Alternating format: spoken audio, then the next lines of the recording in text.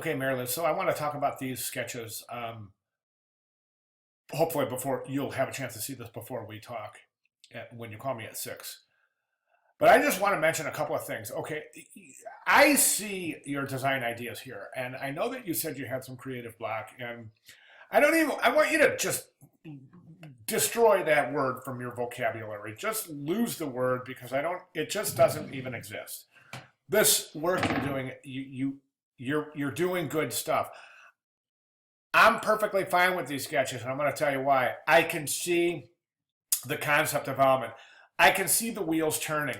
I can see you starting to think in terms what we call design think.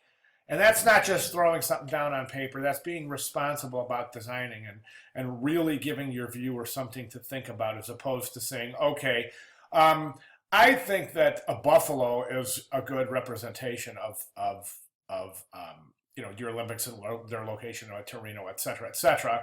And I'm going to be honest with you, 9 out of 10 students are just going to find some sort of iteration of a buffalo. And out of those 9, 8 of them are probably going to be a literal representation of a buffalo. I'm looking for the designer that 1 out of 10 that's going to take this to kind of like just not such an obvious answer. And this is what I'm seeing here. All right, you're taking the horns, you're mixing it in with I'm not saying that's your solution. This is smart though. I can see the wheels turning, okay? So you see, and you've seen this more of this abstract, okay? So one of the things I think that was really important for you to think about in design right now is that you can take these ideas, okay, so I want to use this buffalo in my Olympic logo. You can take these ideas and you can really let your mind twist them and bend them to the point where they make really good design sense. So in other words, developing this logo with these kind of swooshing, it doesn't have to say right to the viewer immediately, okay, these are horns.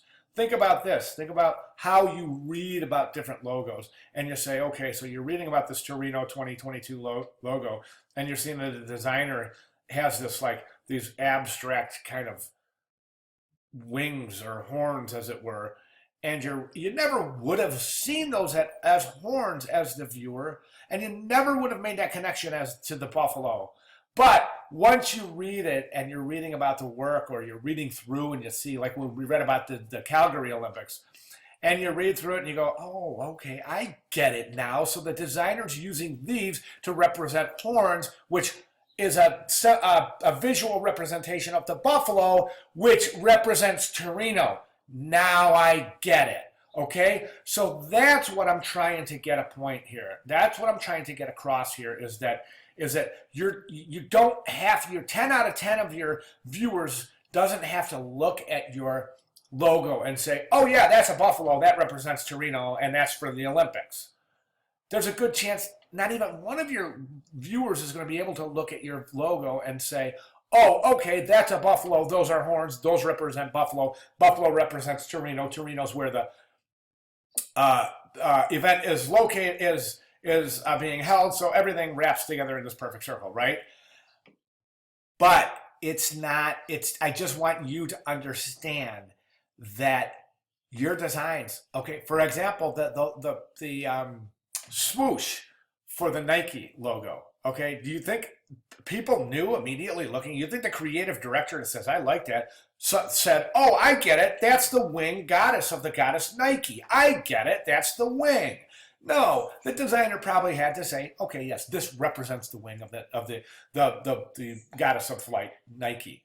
So, and then, do you see what I'm saying? So we're not just throwing the goddess of flight up there, we're taking a representation of the goddess of flight and we're making that Nike swoosh to represent. Okay? So, in 4 minutes and 26 seconds, I hope I'm making sense. But